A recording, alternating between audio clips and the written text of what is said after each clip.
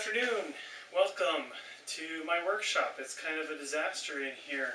My bench is full of lots of stuff and my 3D printer needs to be dusted off.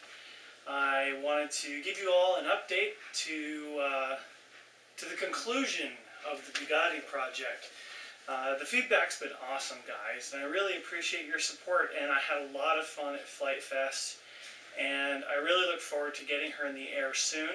She does have a little bit of damage on the top of the wing where the spar was buried in the foam that just separated a little bit. So inject some Gorilla Glue in there, a little bit of surface work with the fiberglass and some paint, and she'll be right as rain.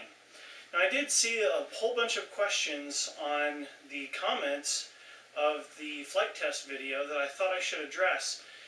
Mainly it's focusing around the center of gravity and why the airplane wanted to pitch over, and I talked about this a little bit during my Q&A sessions at Flight Fest. The center of gravity, which is absolutely critical for the airplane to fly, is located only 1.5 centimeters aft of the axle line of the wheels. So you imagine it's only this close, so anytime you hit a bump in the tail, it's going to push the tail up. Anytime you hit a bump in the wheels, it's going to want to push the nose over.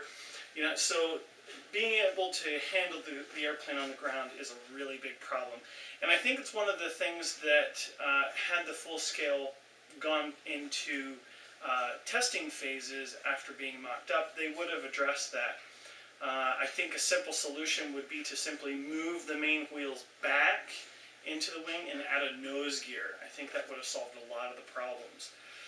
Possibly inverting the tail 180 degrees, similar to an airplane you may have seen around the internet called the Katanka by a friend of mine, George Miller. He does some fantastic work. I encourage you to look it up.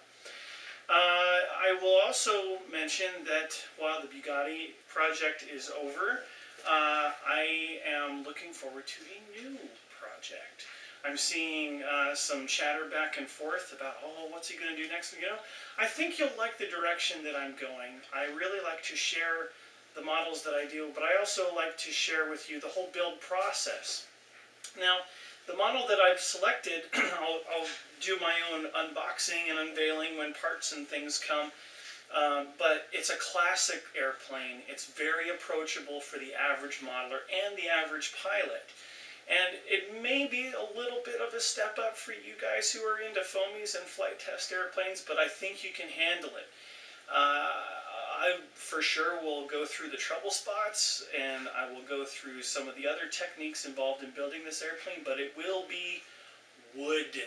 Lots of wood. I'm going to go back to my wood roots. And I really look forward to sharing that with you guys. The next steps are going to be clean up this shop a little bit. I've got Lane's Plains Cuda over here on the floor that I need to wrap up. Need to clean up the workbench. I've got another project I'm working on in the flight test forums. It's a Blaumann Voss P170 that it never flew as well, but I'm working on the aerodynamics with my good friend Ben Harbor from California. Thanks, Ben. It's going to be a fun project as well. But this one's not going to be quite as involved. The new Hobby King project's not going to be quite as involved as the Bugatti, but it's certainly something to look forward to. So I look forward to sharing it with you in the coming days and weeks. Stay tuned.